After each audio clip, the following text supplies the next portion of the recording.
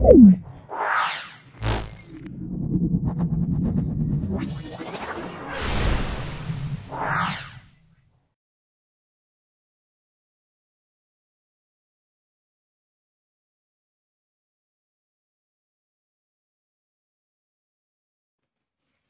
সেটটা ভৌতবিজ্ঞানের দ্বিতীয় set ABT মাধ্যমিক টেস্ট পেপার 2024-2025 সলভ করছি। পেজ নাম্বার 76 থেকে শুরু করে 79 পর্যন্ত আছে। খুব ভালো করে ভিডিওটা দেখো।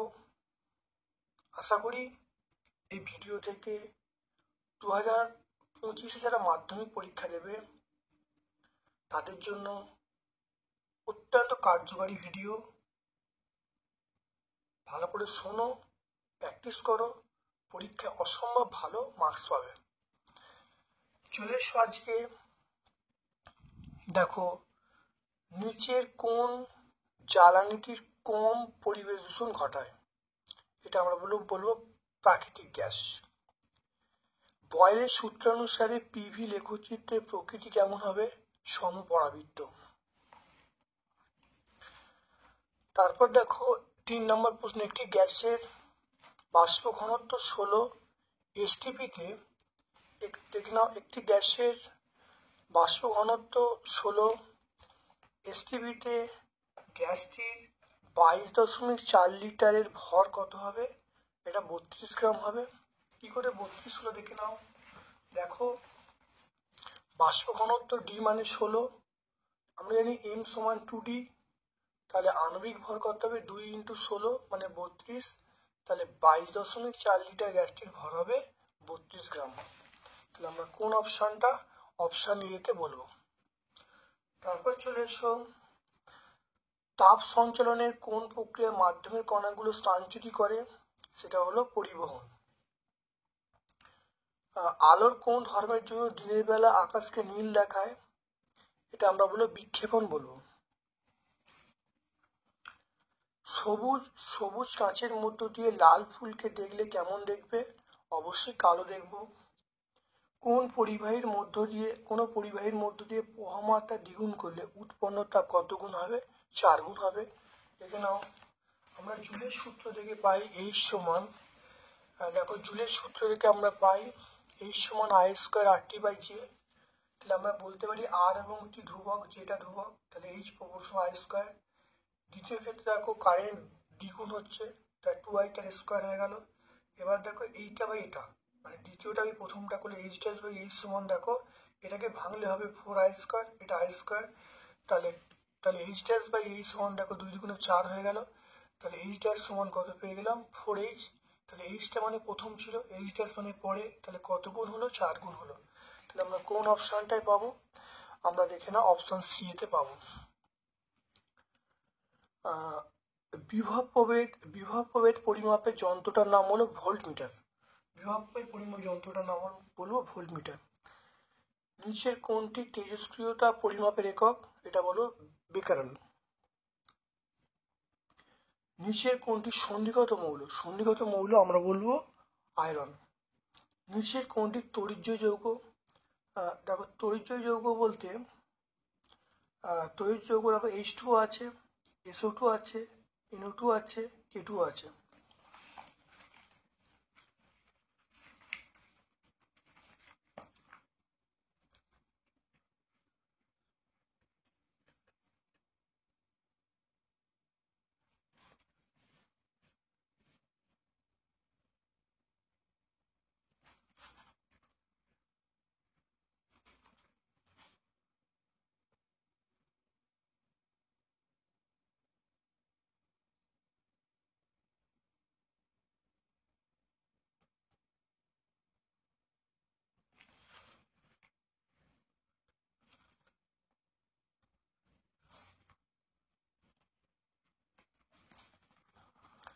দেখে নাও,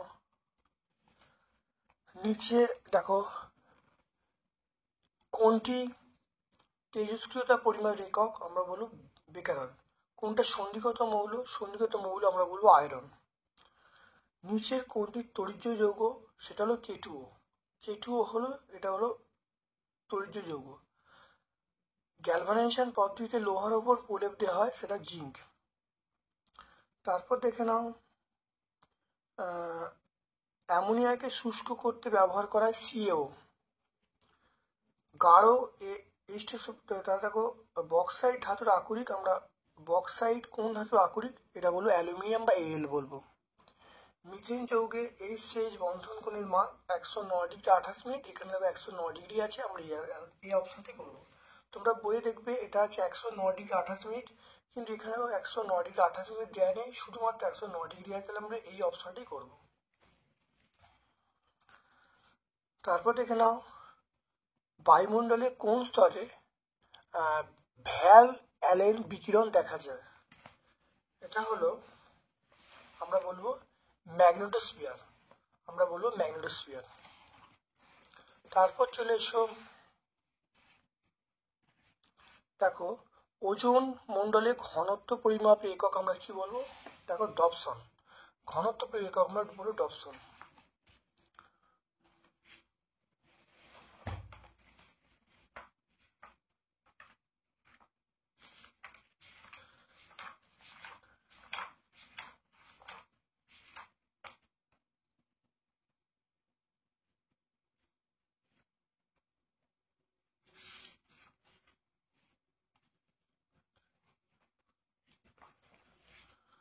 তারপর দেখো ওজোন, তারপর দেখো সিজিএস পদ্ধতিতে সার্বজনীন গ্যাস ধ্রুবকে, সিজিএস পদ্ধতিতে সার্বজনীন গ্যাস ধ্রুবকের মান একক সহকারে লিখতে বলছে।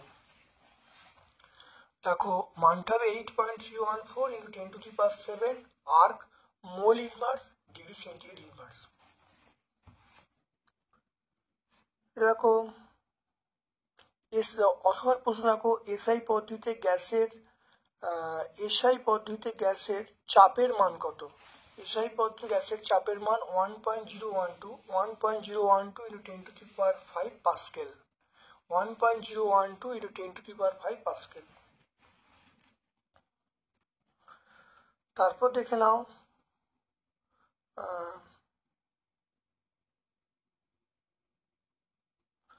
2.4 দেখো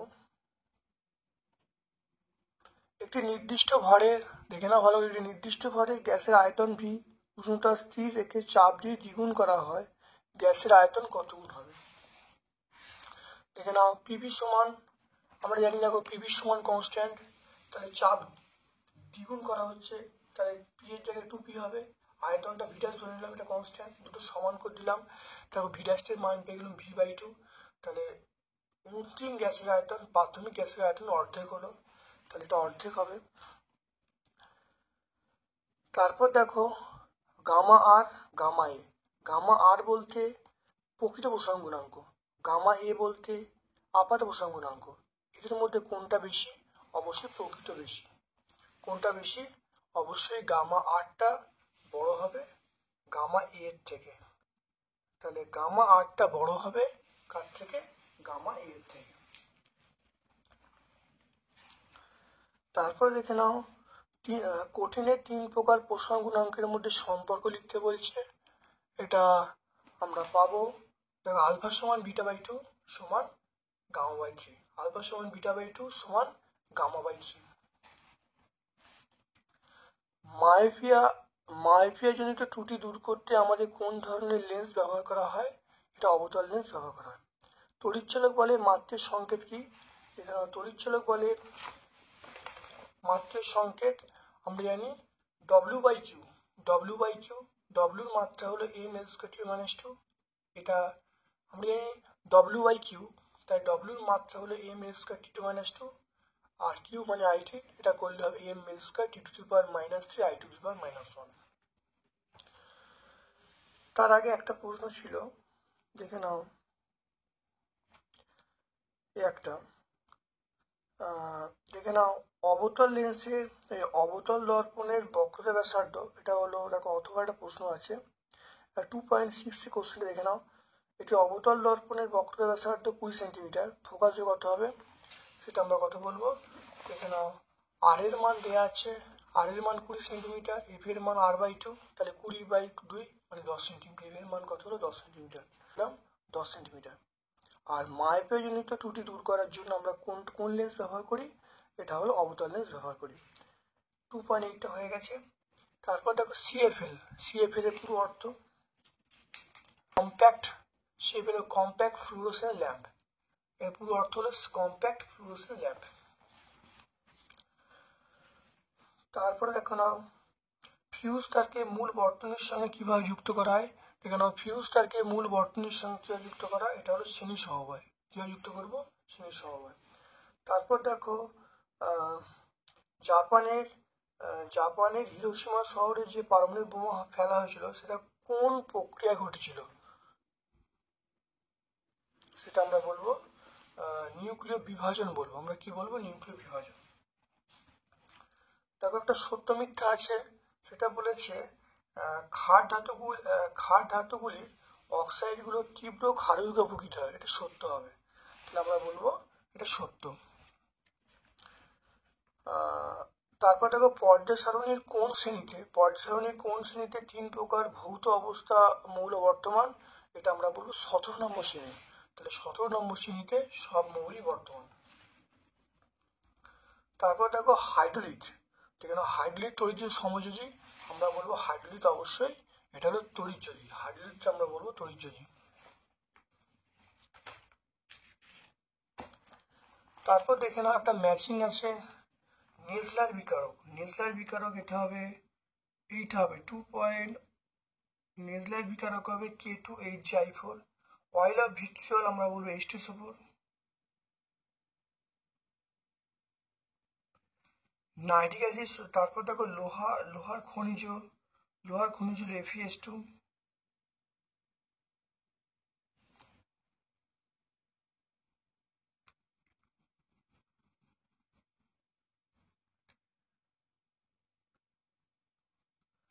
তারপর দেখো লোহার খনিজ হলো FeS2।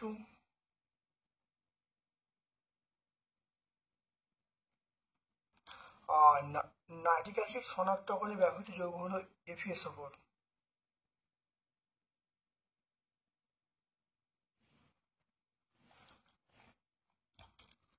তারপর দেখো 1 ফ্যারাডের সমান ড্যাশ কুলম্ব, 1 ফ্যারাডের সমান আমরা কি বলবো, 1 ফ্যারাডের সমান আমরা বলবো 96,500 কুলম্ব, কত হবে 96,500 কুলম্ব। দেখে নাও একটি মৃদু তড়িৎ বিশিষ্ট পদার্থের নাম, হলো CH3COOH, দেখে নাও এর অথবা প্রশ্ন দেখে নাও CH3COOH, এর নাম হলো অ্যাসিটিক অ্যাসিড। চিকিৎসায় দেখে নাও দাঁতের চিকিৎসায় কোন সংকর ধাতু ব্যবহার করা হয়,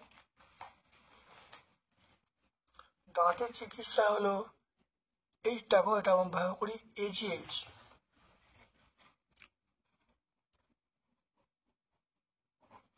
এটা ব্যবহার করি। তারপরে দেখে নাও 2.17 অ্যালকাইন শ্রেণীর যৌগের সাধারণ সংকেত, আমরা বলবো CnH2n-2, CnH2n-2।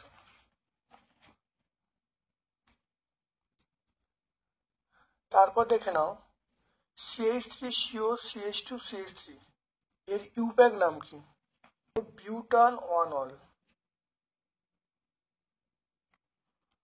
দেখে নাও।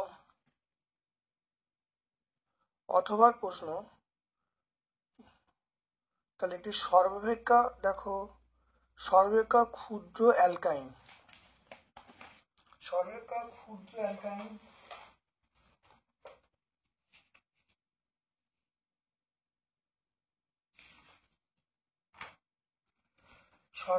ক্ষুদ্র অ্যালকাইন আমরা বলবো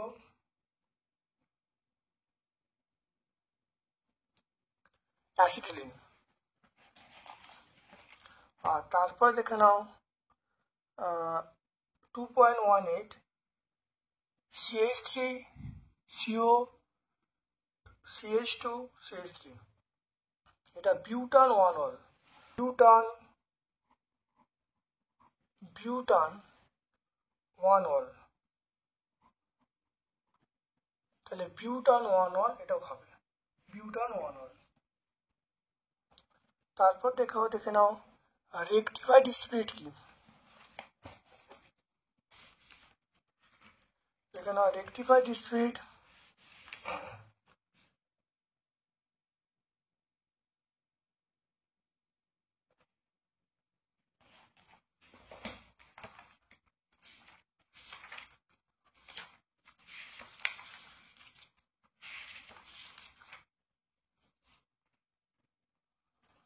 তাহলে 95.6% ইথানল 4.4% জলের মিশ্রণকে আমরা রেকটিফাইড স্পিরিট বলবো।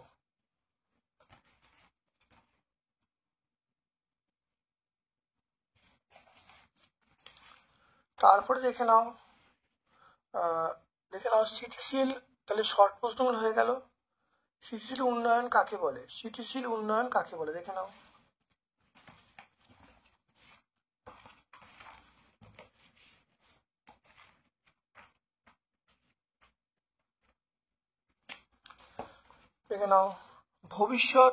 ভবিষ্যৎ প্রজন্মের কথা মাথায় রেখে প্রাকৃতিক সম্পদকে সম্পূর্ণভাবে নিঃশেষ না করে মানব জাতির উন্নয়নের কাজে সুনিয়ন্ত্রিত উপায়ে এই সম্পদের আরোহণ এবং ব্যবহার করা হয়, তাকে আমরা বলবো স্থিতিশীল উন্নয়ন। এটা আমরা পেজ নাম্বার 6 বলবো। এটা হলো টেক্সট বই 6। তারপর দেখো 87 সেন্টিগ্রেড তাপমাত্রায় 76 সেমি চাপে একটি কাঁচের টুকরো সহ কোনো গ্যাসের আয়তন 100 সিসি। উষ্ণতা স্থির রেখে চাপটা 95 সেন্টিমিটার এইচজি করলে মিশ্রণের মোট চাপ হলো 82 সিসি হয়। তাহলে কাঁচের টুকরো আয়তন কত হবে? ধরে নিচ্ছি কাঁচের টুকরো আয়তন x সিসি, চাপ বলা আছে 76, P1 76, P2 বলা আছে 95, V1 বলা আছে 100 আর V2, তাহলে V1 এখানে 100 বলা আছে, কিন্তু এই কাঁচের আয়তনটা আমরা বাদ দেবো, তাহলে V1 কত হবে? 100 মাইনাস x, V1টা হবে 100, তাহলে V1টা আমরা কত বলবো? মোট ছিল 100, তার থেকে x বাদ দেবো, 100 মাইনাস x এসে। এবারে মানগুলো বসাবো। P1 এর মানটা বসাচ্ছি, দেখে নাও P1 এর মান হলো 76, V1 এর মানটাকে বসাচ্ছি 100 মাইনাস x, P2 র মান দেখো বসাচ্ছি, P2 র মান দেখো 95, আর V2 র মান দেখো বসাচ্ছি 82 মাইনাস x। দেখে নাও এখান থেকে আমরা 19 দিয়ে কাটছি, 19 এটা 4, 19 এটা 5, তাহলে কাটাকুটি করে এটা হলো 400 হবে, এটা 4x হবে, এটা 82 ইন্টু 5,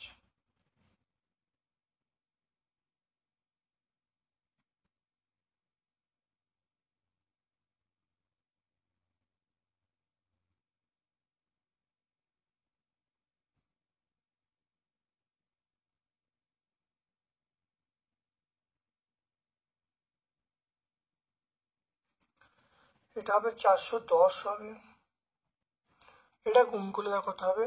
5x হবে, x গুলোকে বাম দিকে -4x প্লাস 5x, এটা কত বলবো? 410 মাইনাস 400, এটা হলো, তাহলে বিয়োগ করলে x, তাহলে 10।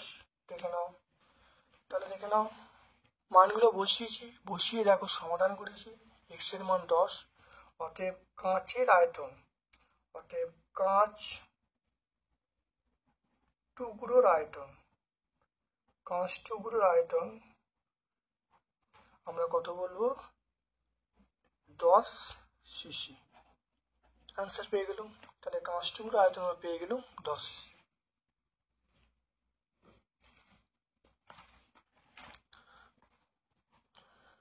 তারপর দেখো বাস্তব গ্যাসগুলি, দেখে নাও বাস্তব গ্যাসগুলি আদর্শ গ্যাসের থেকে বিচ্যুতির কারণগুলো কি কি?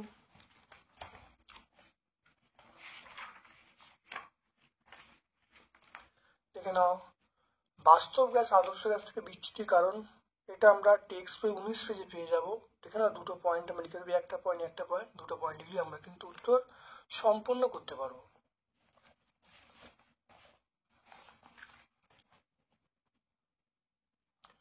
এটা আমরা বলবো টেক্সট বই 19।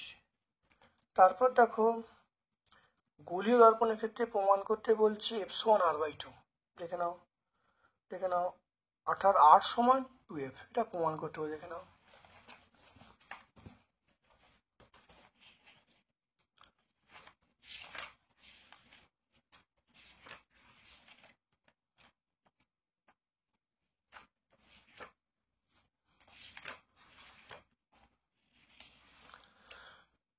নাও, অবতল দর্পণের ক্ষেত্রে এটা লিখবো, দেখো f1r/2, তাহলে r সমান 2f। আমরা উত্তল অবতল যে কোনো একটা লিখলে উত্তর চলে আসবে। তোমরা করে ফেলে, পেজ নম্বর 39 থেকে 40 পেজে আছে। তারপর দেখো অথবার প্রশ্ন, অবতল লেন্সকে কিছু প্রিজমের সমন্বয় কল্পনা করলে অপসারী ক্রিয়া ব্যাখ্যা করতে বলছে। অপসারী ক্রিয়া, তো অবতল লেন্সের অপসারী ক্রিয়া দেখে নাও, অবতল লেন্সের অপসারী ক্রিয়া। দেখো, অবতল লেন্সের ক্ষেত্রে প্রধানকের উপর নিচের প্রিজমগুলি ভূমির সমান্তরালের দিকে যায়। তাই প্রধানকের সমান্তরালে আপাতিত রশ্মি যে কোনো ছোট প্রিজমগুলো আপাতিত হলে প্রতিসরণের পর ভূমির দিকে, অর্থাৎ অবতল লেন্সের প্রান্তের দিকে বেঁকে যায়। ফলে সমান্তরাল রশ্মি প্রতিসরণের পর প্রধানকের ওপর একটি নির্দিষ্ট বিন্দুতে থেকে অবস্থিত হচ্ছে বলে মনে হয়। অর্থাৎ অবতল লেন্সের ক্ষেত্রে সমান্তরাল রশ্মিগুচ্ছকে অপসারী রশ্মিগুচ্ছে পরিণত হয়। এই জন্য অবতল লেন্সকে আমরা অপসারী লেন্স বলবো। এটা পেজ নাম্বার 38 তোমরা পেয়ে যাবে।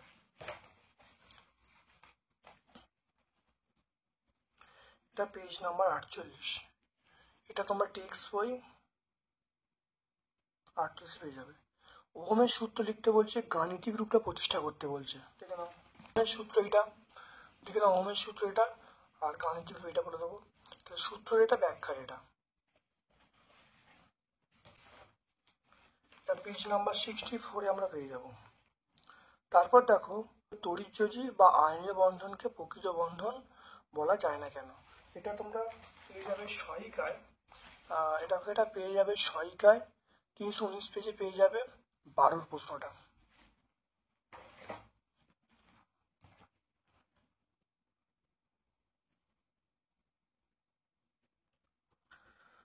তারপর দেখো,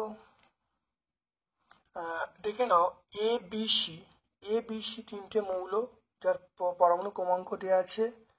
বি মৌলটা নিষ্ক্রিয়। তাহলে এ এবং সি এর মধ্যে কোন গঠন হবে এবং এ সি এর সংকেতটা লিখতে বলছে। দেখে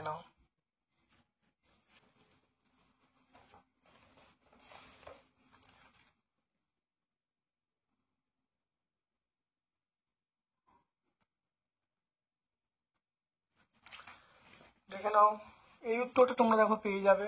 দেখো একই প্রশ্ন, এটা দেখো তিনটে পার্ট থাকে, উত্তরটা আছে 1, 2, 3।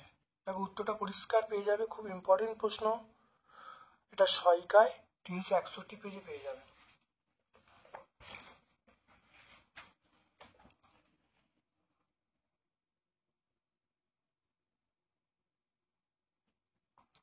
তারপর দেখো, লুজ ডট গঠন, লুজ ডট আঁকতে বলছে। সেটা হলো Al2O3 আর C2H4। দেখে নাও, C2H4 লুজ ডট, দেখে নাও ভালো করে।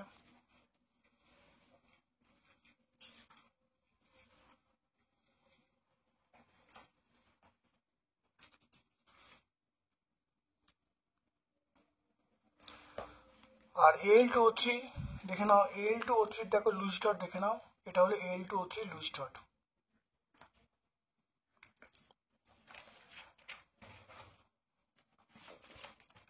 তারপর দেখে নাও, পরীক্ষাগারে পরের প্রশ্ন, পরীক্ষাগারে অ্যামোনিয়া গ্যাস শুষ্ক করতে পিটো উপায় ব্যবহার করা যায় না কেন? দেখে নাও,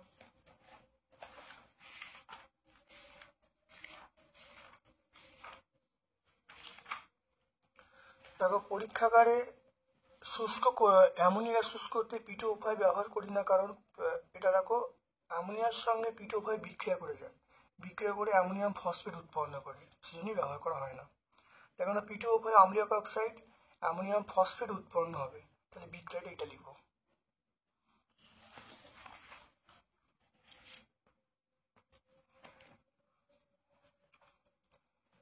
তারপর দেখো সমুদ্রগামী, দেখে নাও সমুদ্রগামী জাহাজে নিচে খোলা লোহার পাইপ, খোলা নিচে লোহার পাইপের সাথে এমজি ব্লক যুক্ত করা হয় কেন? এটা আমরা সহায়িকায় দেখো পেয়ে যাচ্ছি 430 পেজে, দেখে নাও। সমুদ্রগামী জাহাজের তলদেশ ভূগর্ভস্থ লোহার পাইপকে মরচে পড়া রক্ষা করার জন্য অন্তরিত পরিবাহী তারের মাধ্যমে উচ্চ ধনাত্মকযুক্ত ধাতু এমজি ব্লক সংযুক্ত করা হয়। এক্ষেত্রে লোহা ক্যাথোড, এমজি ব্লক অ্যানোড। সমুদ্রের জল আর্দ্র তড়িৎ কাজ করে এবং ধাতুর শক্তির সাথে এমজি অবস্থান লোহা অপেক্ষা ওপরে হওয়ায় তাহলে এমজি ধনাত্মকতা এফির থেকে বেশি হয়। এমজি লোহার আগে জারিত হয়, ফলে মরচে পড়ে না, ফলে অ্যানোডের বিনিময়ে ক্যাথোডের সংরক্ষণ প্রক্রিয়াকে আমরা বলবো ক্যাথোডের সংরক্ষণ। এইভাবে ব্যবহৃত অ্যানোডকে আমরা বলবো উৎসর্গিত অ্যানোড বলা হয়।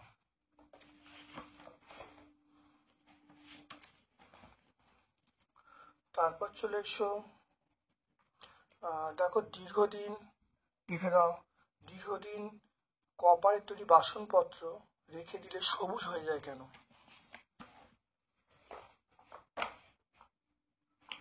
দেখে নাও, চলে এসো, দেখো আর্দ্র বায়ুতে খোলা অবস্থায় তামা বা তামার তৈরি সংকর ধাতুকে রেখে দিলে O2 এবং CO2 সঙ্গে বিক্রিয়া করে সবুজ হয়ে যায়। দেখে নাও, O2 CO2 বিক্রিয়া বলে দেবো। এইটুকু এখান থেকে এই পর্যন্ত বললে কিন্তু অ্যান্সার চলে আসবে।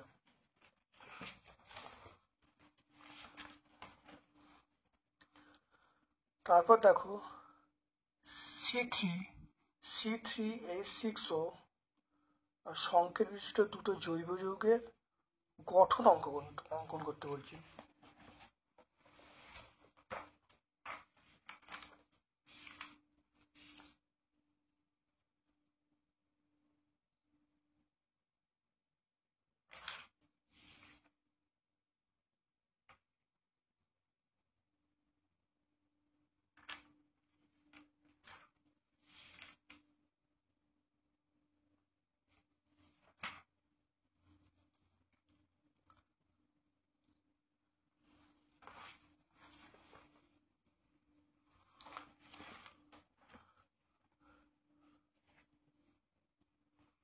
এখানে এটা হলো C2H6O, এটা আমরা বলবো C2, এটা বলবো C2H6O সংকেত বিশিষ্ট দুটো জৈব যৌগের গঠন অঙ্কন করতে বলছে, এদের ইউপ্যাক নাম করতে বলছে। দেখে নাও, আমরা এইটা বলবো সহায়িকায় 438 পেজে পেয়ে যাবো। দেখে নাও, এটার নাম হলো ইথাইল অ্যালকোহল, এটার নাম হলো ডাইমিথাইল ইথার। দেখে নাও, নিচের বিক্রিয়াগুলো সম্পূর্ণ করতে বলছে। অ্যাসিডিনের সঙ্গে বিক্রিয়া, দেখো প্রথম দেখো অ্যাসিডিনের সঙ্গে বিক্রিয়া, দেখে নাও অ্যাসিডিনের সঙ্গে বিক্রিয়া, এটা আমরা পেয়ে যাব, ভালো করে দেখে নাও, C2H2,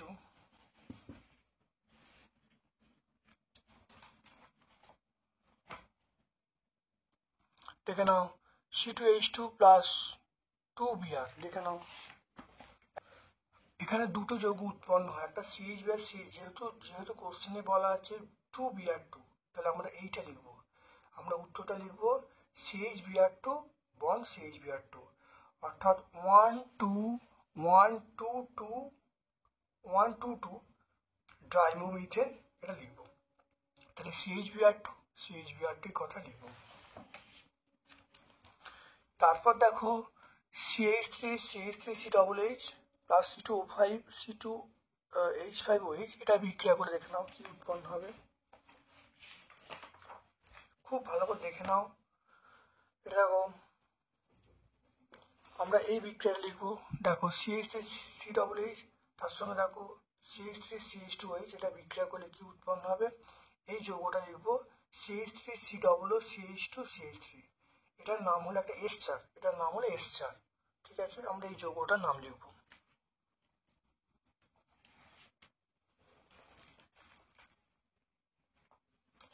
যেহেতু এখানে পেজ নাম্বার লেখার কোনো স্কোপ থাকছে না, তাই পেজ নাম্বার লিখছি না। তোমরা ভিডিওটা প্রথম থেকে শেষ পর্যন্ত দেখো, প্রত্যেকটা উত্তর তোমরা বুঝতে পারবে, কোনো এটা স্কিপ করবে না। তো এখানে পেজ নাম্বার লেখা খুব সমস্যা হয়ে পড়ছে, তাই আমরা পেজ নাম্বার লিখতে পারছি না, সেই জন্য আমি পেজ নাম্বারগুলো উল্লেখ করতে পারছি না সব জায়গায়। তারপর দেখো গ্রুপ বিভাগ ঘ, চার্লসের সূত্র বিবৃত করতে বলছে। পরম শূন্য, এই সূত্র থেকে পরম শূন্য উষ্ণতা ধারণা দিতে বলছে। দেখে নাও চার্লসের সূত্র।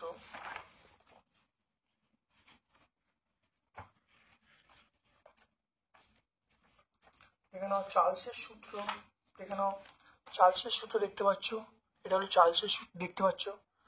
আর চার্লসের সূত্রের ব্যাখ্যা এটা, এখানে এটা চার্লসের সূত্রের ব্যাখ্যা, এই মনে করি থেকে শুরু করে এই পর্যন্ত লিখবো।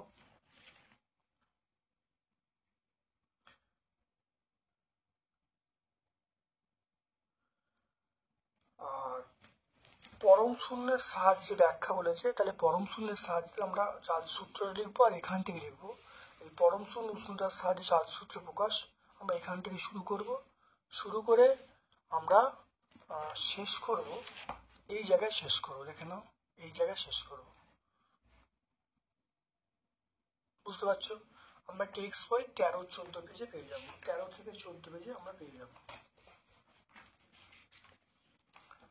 এটা চার্লস সূত্র টেক্সট বই 12 পাবো, আর এই উত্তরটা আমরা 13 থেকে 14 পেজে পাবো।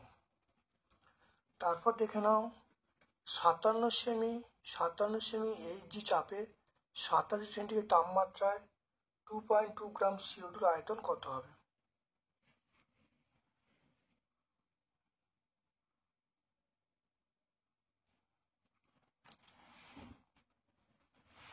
দেখে নাও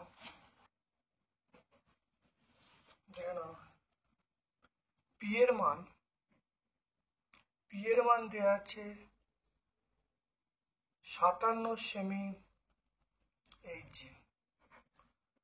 57/76, এটা ভাগ করলে আমরা কত পাবো? এত ATM আমরা পেয়ে যাব।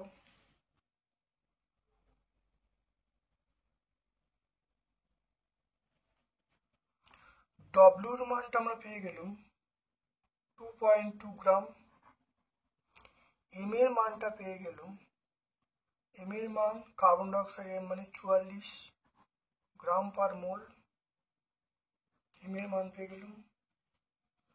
তাপমাত্রা দেখে নাও, তাপমাত্রা টি এর মান 27 + 273, এটা কেলভিন, এটা বলবো 300 কেলভিন।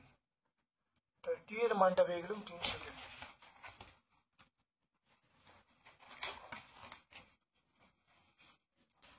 এবারে দেখো আমরা জানি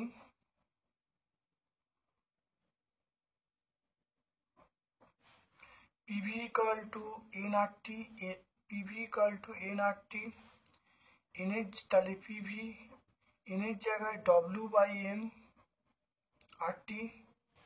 এখান থেকে আমরা দেখো ভি এর মানটা পেয়ে যাব, ভি এর মানটা পেয়ে যাব WRT/PM। ডব্লুর মান কত?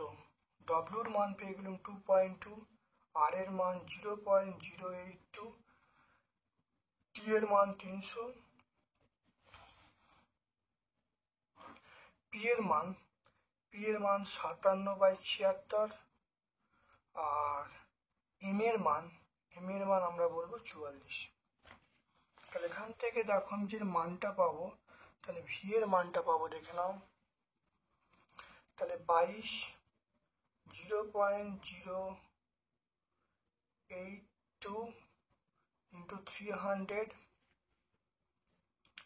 এটা কত? দেখো এটা 57 × 44/76।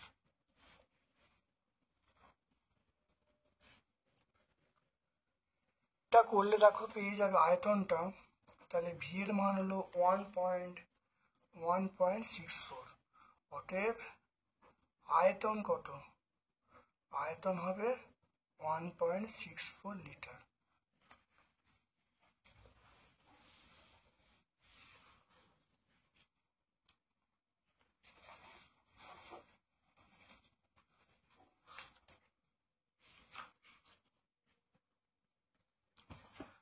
তারপর দেখে নাও, তাহলে আয়তন পেয়ে গেলাম।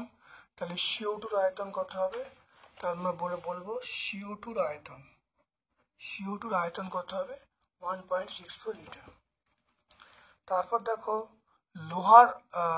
লোহার সঙ্গে H2SO4 বিক্রিয়া করে H2 গ্যাস পাওয়া যায়।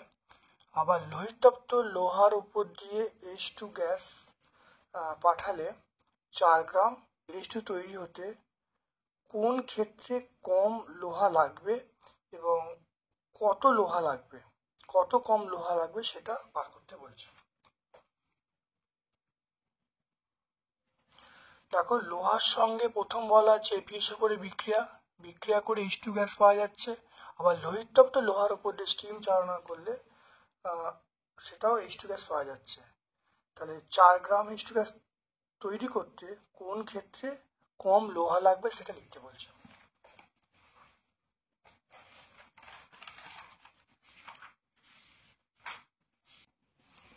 Fe প্লাস H2SO4 এটা বলবো FeSO4 প্লাস H2।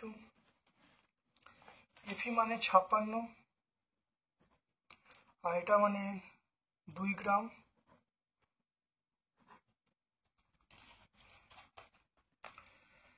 তাহলে এক্ষেত্রে দেখো 4 গ্রাম H2 তৈরি করতে, দেখো 4 গ্রাম H2, তাহলে 2 গ্রাম হাইড্রোজেন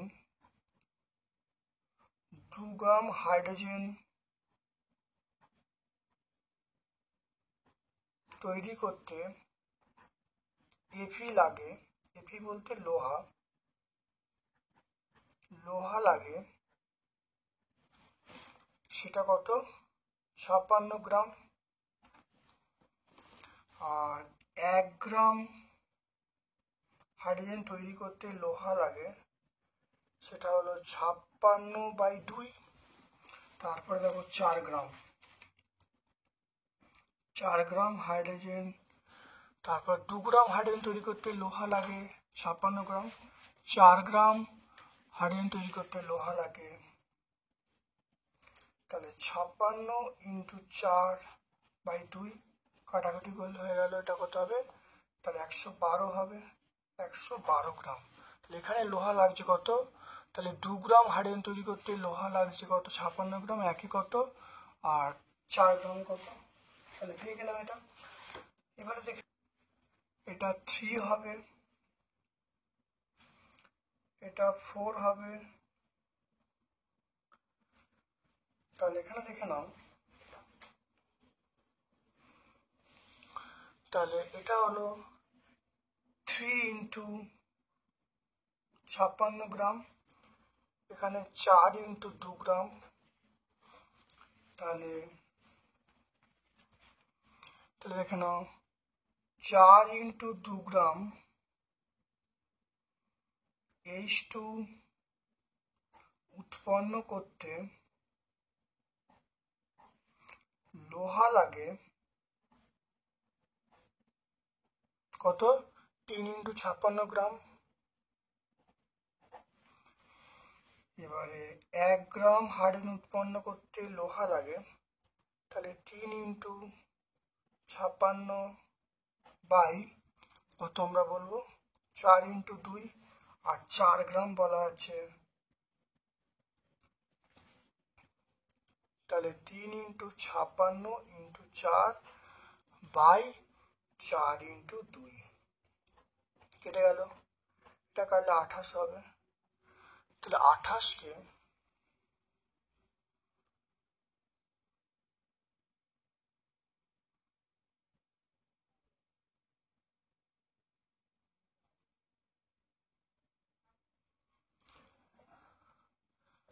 তাহলে এটা কত হবে,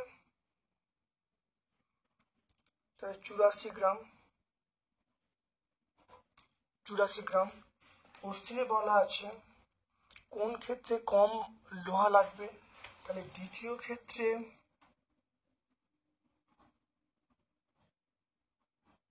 দ্বিতীয়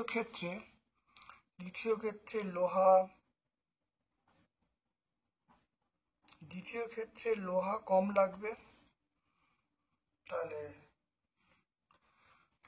সেটা অতএব এটা কত 112, তার থেকে 84 বাদ দেবো,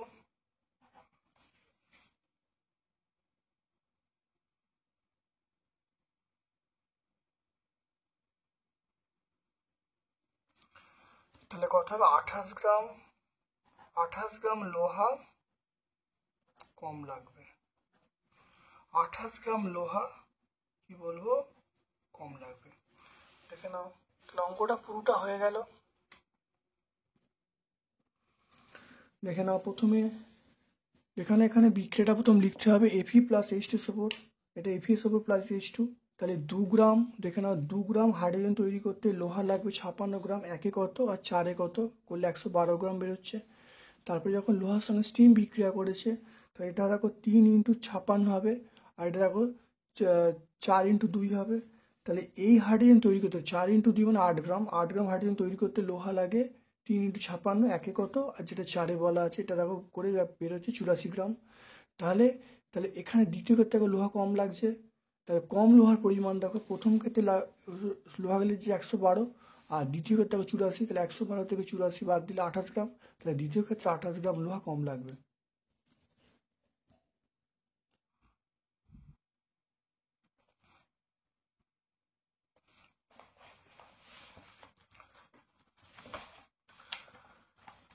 তারপর চলে এসো, দেখো একটা অথবার অঙ্ক আছে। তারপর দেখো তাপীয় রোধ, দেখে নাও তাপীয় রোধ কাকে বলে, এর সাহায্যে তড়িৎ রোধের সম্পর্ক বার করতে হবে। দেখে নাও,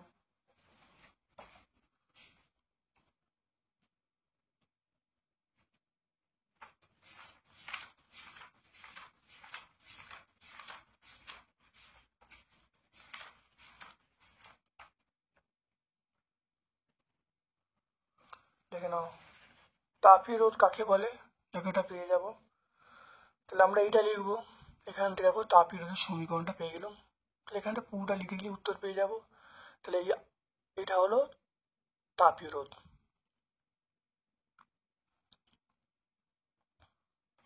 এটা পেজ নম্বর 33 তোমরা পেয়ে যাবে, টেক্সট বই 33 তোমরা পেয়ে যাবে। তারপর দেখো একটা অঙ্ক আছে, 30 সেন্টি তাপমাত্রায় লোহার বলের আয়তন বলা আছে, 100 সেন্টি তাপমাত্রায় লোহার বলের আয়তন কত হবে, দেখে নাও।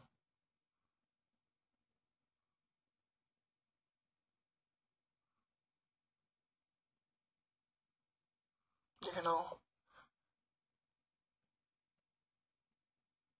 30 সেন্টি তাপমাত্রায় এটি লোহার বলে আয়তন বলা আছে, 100 সেন্টি তাপমাত্রায় লোহার বলে আয়তন কত হবে। লোহার দেখো লোহার দৈর্ঘ্য প্রসারণ গুণাঙ্ক বলা আছে, দেখে নাও।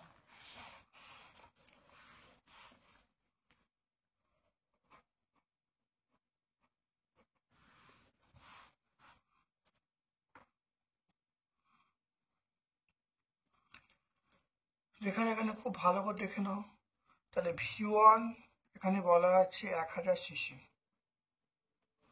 আমার V2টা চাইছে। এখানে লোহার আলফা, দেখো লোহার আলফা দেওয়া আছে, লোহার আলফা দেওয়া আছে 1.2 × 10⁻⁻5 পার ডিগ্রি সি। দেখো লোহার আয়তন বলা আছে, আর তাপমাত্রা T মানে আমরা বলবো T2 - T1, T2 মানে আমরা বলবো 100, তাহলে 100 থেকে আমরা 30 বাদ দেবো, 100 থেকে 30 বাদ দিলে আমরা কত পাবো, 70 ডিগ্রি সেন্টিগ্রেড পাবো। এবার দেখো আমরা পাবো তাহলে V2, তাহলে V2 সমান আমরা বলবো V1 1 প্লাস আলফা টি। এবার এখানে এটা 1 প্লাস 3 আলফা টি, মনে রাখবে 1 প্লাস 3 আলফা টি। কি করে আসছে, যদি আরেকটা স্টেপ তোমরা বাড়িয়ে দিই, দেখে নাও, যদি V2 সমান V1 1 প্লাস গামা টি ছিল, তাহলে আলফার সাপেক্ষে প্রকাশ করি, তাহলে এটা 3 আলফা হবে। তাহলে আমরা জানি V2 সমান V1 1 প্লাস গামা টি। এবারে আমরা জানি আলফা সমান গামা বাই 3। তাহলে আমরা জানি আলফা সমান আমরা জানি গামা বাই 3। তাহলে গামা সমান আমরা কি বলবো, 3 আলফা বলবো। দেখো মানটা এখানে বসিয়ে দিলাম। এবার দেখো মানটা বসাচ্ছি, বা V2 সমান V1 মানে এটা 1000 বলবো, 1 প্লাস 3 আলফার মান কত, আলফার মান 1.2 ইন্টু 10 টু দি পাওয়ার -5। আর তাপমাত্রা টি মানে তাপমাত্রার পার্থক্য, এটা বিয়োগ করে কত পাবো, 70 আসবে। এটা 70 হলো। বা এখানে V2 সমান 1000, এটা দেখে নাও ভালো করে, 1 প্লাস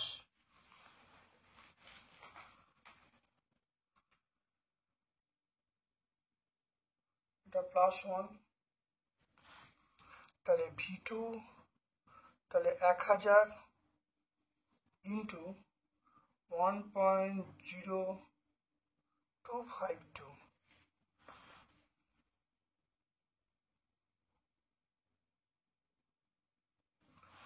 তাহলে V2 মান পেয়ে গেলাম। তাহলে V2 মান হবে 10252, 1025.2, অর্থাৎ অন্তিম আয়তন।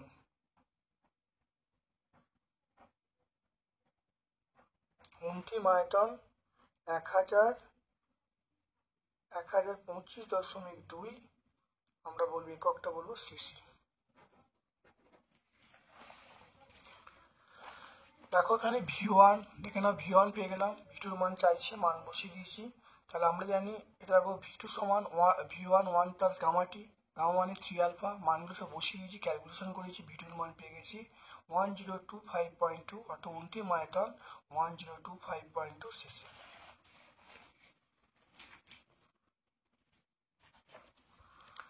তারপর দেখে নাও, এ প্রতিসারক কোণ বিশিষ্ট প্রিজমের প্রতিসারক তলে আপাতন কোণ I1, প্রতিসারক কোণ I2।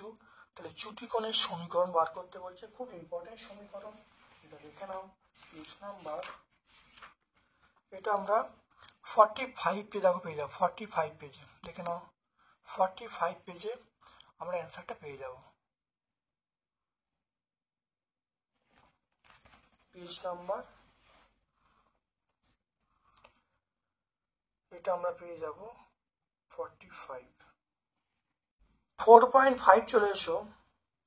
এফ এবং 2F দূরত্বের মধ্যে উত্তর লেন্সের প্রতিবিম্ব গঠন কোথায় গঠিত হবে, প্রতিবিম্বের প্রকৃতি কেমন হবে, পরিষ্কার চিত্র সহ ব্যাখ্যা করতে বলছি।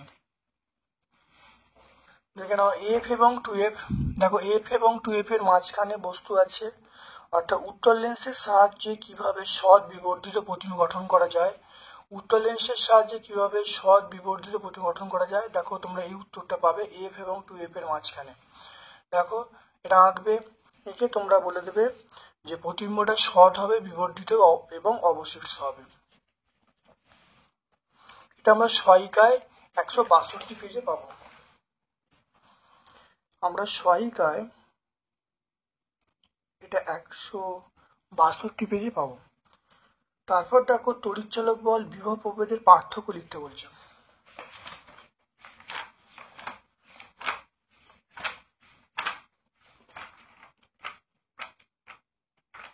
এটা সহায়িকা থেকে খুব ভালো আছে।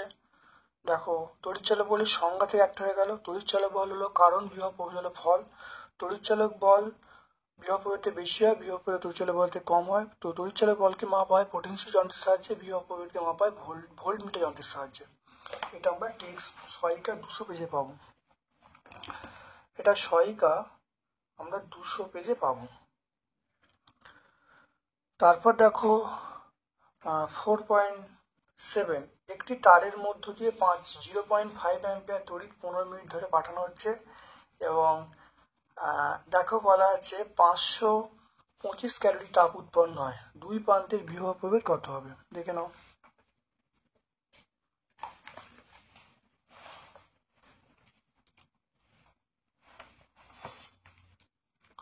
তাহলে এখানে আয়ের মান বলা আছে, আয়ের মান বলা আছে 0.5 অ্যাম্পিয়ার। টি এর মান বলা আছে 15 মিনিট।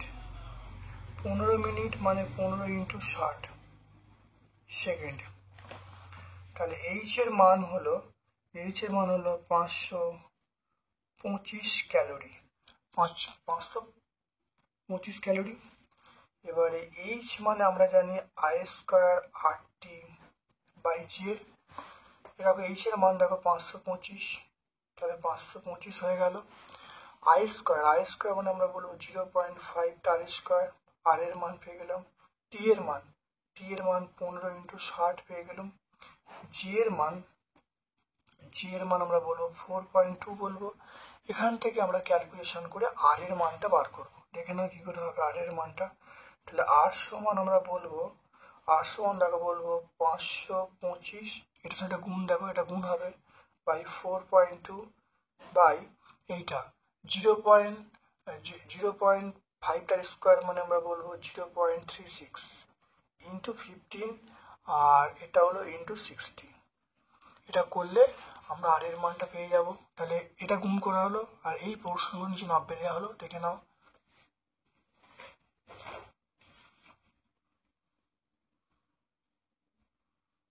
পাবো দেখবে 6.8, আর এর মানটা পাবো 6.8। তাহলে আমরা এখানে পেয়ে যাব তারের রোধ পেয়ে যাব 6.8 ওহম। তারের রোধ পেয়ে গেলাম 6.8 ওহম।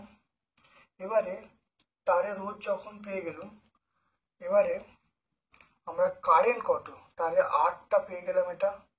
আর আই এর মানটা বলা আছে কত, আই এর মানটা বলা আছে 0.5 অ্যাম্পিয়ার। তাহলে আমরা বলবো ভি সমান আই আর বলবো। তাহলে এখানে আমরা ভি এর মান পেয়ে যাব, তাহলে 6.8 ইন্টু 0.5।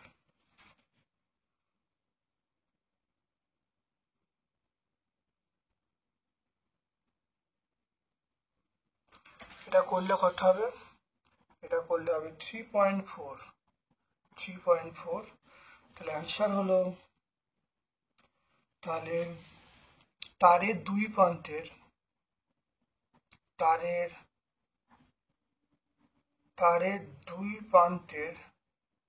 বিভব প্রভেদ,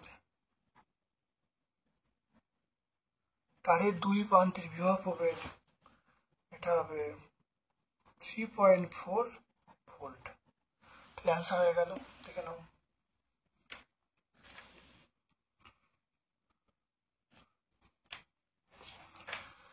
তারপর দেখো চলে এসো নিউক্লিয় বিভাজন।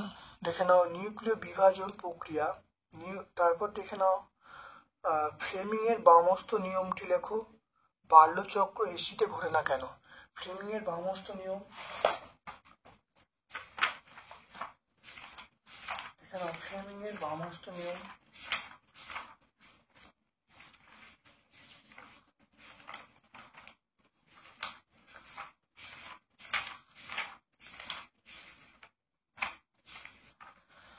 দেখে নাও ফ্লেমিং এর বামস্ত নিয়ম, দেখে নাও এটা ফ্লেমিং এর বামস্ত নিয়ম। দেখে নাও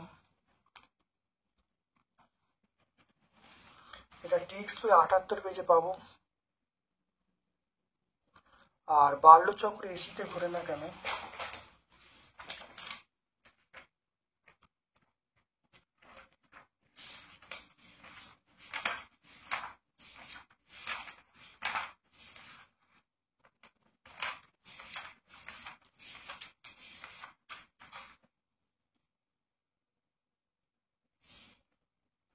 দেখো, দেখে নাও বার্লো-চক্র পরিবর্তী প্রবাহতে কাজ করে না কেন, এসিতে কাজ করে না কেন? তাহলে প্রবাহ মাত্রার অভিমুখ বিপরীতমুখী হলে বার্লো-চক্রের ঘূর্ণন বিপরীতমুখী হবে। এবং পরিবর্তী প্রবাহে প্রবাহ মাত্রার অভিমুখ খুব দ্রুত বদলায়। যেমন প্রবাহ মাত্রার কম্পাঙ্ক 50 হার্টজ হলে তাহলে 1 সেকেন্ডে 100 বার মানে প্রবাহ মাত্রা পরিবর্তিত হবে। অর্থাৎ এই কারণে বার্লো-চক্রের ঘূর্ণনের অভিমুখ পরিবর্তিত হলে অর্থাৎ বার্লো-চক্রের উপর ক্রিয়াশীল বলের অভিমুখ পরিবর্তিত হবে, ফলে ঘূর্ণন হওয়া সম্ভব নয়। এটা আমরা বলবো 241 পেজে বলবো, এটা বলবো 241 পেজে, এটা আমরা বলবো 241 পেজে বলবো। নিউক্লিয় বিভাজন কাকে বলে উদাহরণ দিতে বলছে, তেজস্ক্রিয় রেসায়নিক লিখতে বলছে। নিউক্লিয় বিভাজন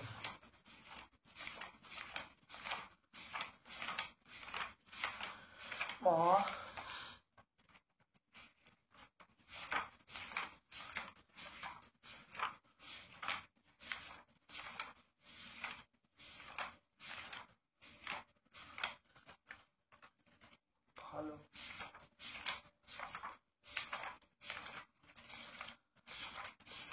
দেখে নাও নিউক্লিয় বিভাজন কাকে বলে।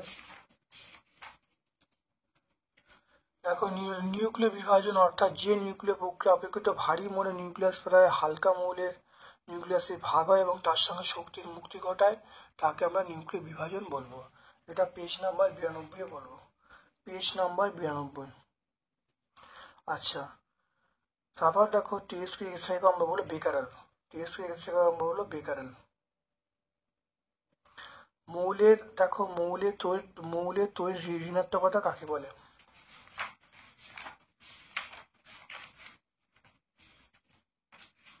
এটা আমরা পেজ নাম্বার 102 দেখো পেয়ে যাব।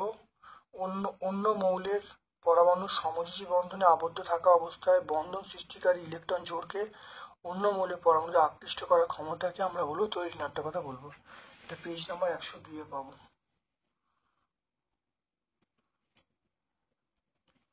আচ্ছা, AsP/NsP/Bl একে বলা হচ্ছে ক্রমবর্ধমান তড়িৎ ঋণাত্মক সারিতে।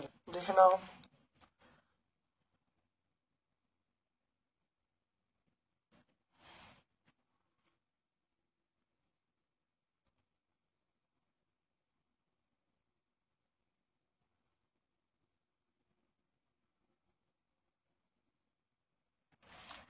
দেখে নাও দেখো এন আছে, এন সবচেয়ে বেশি, তারপরে মানে ওপর থেকে নিচে নামলে হ্রাস পাবে। তা দেখে নাও এটা শ্রেণীটা দেখে নাও, NP/V/NB/SB/T/Bi, বিআই সবচেয়ে কম, সবচেয়ে বেশি হলো এন, সবচেয়ে বেশিকার এন। এবার দেখো মৌলগুলো কি বলা আছে, মৌলগুলো বলা আছে কম বলবো বিআই, তারপরে বলবো এসবি, তারপরে বলবো বিআই এসবি, তারপরে বলবো পি, তারপরে বলবো এন। তাহলে এটা সবচেয়ে ছোট, তারপরে এটা, তারপরে এটা। তাই এটা আমরা অ্যান্সারটা বলবো, এটা কার অ্যান্সার বলবো, এই অ্যান্সারটা হবে 4.9। তাহলে 4.9 অ্যান্সারটা তোমরা পেয়ে গেলাম। তারপর দেখে নাও উদাহরণ সহযোগে মেন্ডেলিভের পর্যায়নের ত্রুটি লিখতে বলছে। এটা আমরা দেখে নাও টেক্সট বই আমরা 98 দেখো পেয়ে যাব। দেখে নাও একটা পয়েন্ট, দুটো পয়েন্ট, তিনটে পয়েন্ট, চারটে, পাঁচটা, এর মধ্যে যে কোনো তোমরা তিনটে পয়েন্ট ভালো করে লিখে দেবে যেগুলো উদাহরণ আছে। তাহলে তোমরা একেরটা লিখতে পারো, দুইয়েরটা লিখতে পারো, তিনেরটা লিখতে পারো, 1, 2, 3 লিখে দেবে, উত্তর পেয়ে যাবে। পেজ নাম্বার 98 আমরা পাবো। এটা হলো 98। তড়িৎ লেপন কাকে বলে এর উদ্দেশ্য লিখতে বলছে।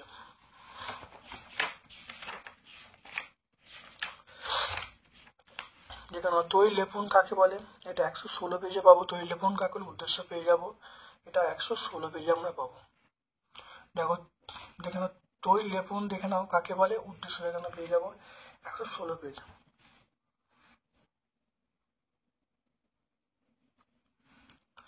তারপর দেখে নাও স্পর্শ পদ্ধতিতে H2S উপরে ধাপগুলো লিখতে বলছে।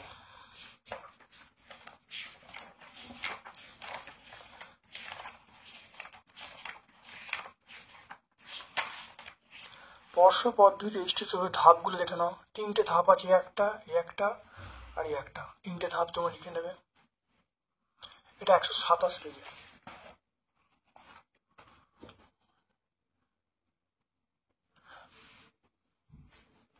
তারপর দেখো H2S এর গন্ধ কেমন, H2S এর গন্ধ পচা ডিমের মতো। H2S এর গন্ধ কেমন? পচা ডিমের মতো। গ্যাস থেকে K2Cr2O7 এই দ্রবণ চালনা করলে কি ঘটবে? বিজারণ ধর্ম খুব ভালো করে দেখে নাও। H2S এর বিজারণ ধর্মটা আমরা লিখে দেবো এটা। অর্থাৎ H2S এর বিজারণ ধর্মটা পুরো লিখলে উত্তর চলে আসবে। অর্থাৎ অ্যাসিডযুক্ত পটাশিয়াম ডাইক্রোমেট দ্রবণের মধ্যে দিয়ে অ্যাসিডযুক্ত পটাশিয়াম ডাইক্রোমেটের কমলা বর্ণের দ্রবণের মধ্যে দিয়ে H2S গ্যাস চালনা করলে পটাশিয়াম ডাইক্রোমেট বিজারিত হয়ে সবুজ বর্ণের ক্রমিক লবণে পরিণত হয়। দেখে নাও ভালো করে, এটা হলো। এবং তার সঙ্গে বিক্রিয়া লিখে দেবো। এটা আমরা 123 পেজে পাবো।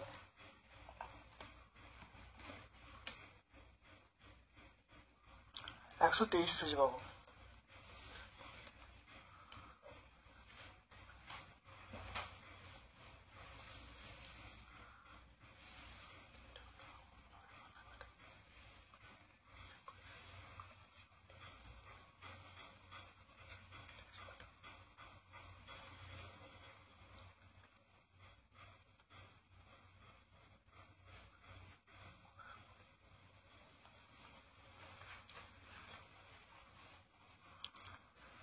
তারপর দেখো, সমগণীয় শ্রেণী কাকে বলে? সমগণীয় শ্রেণী কাকে বলে?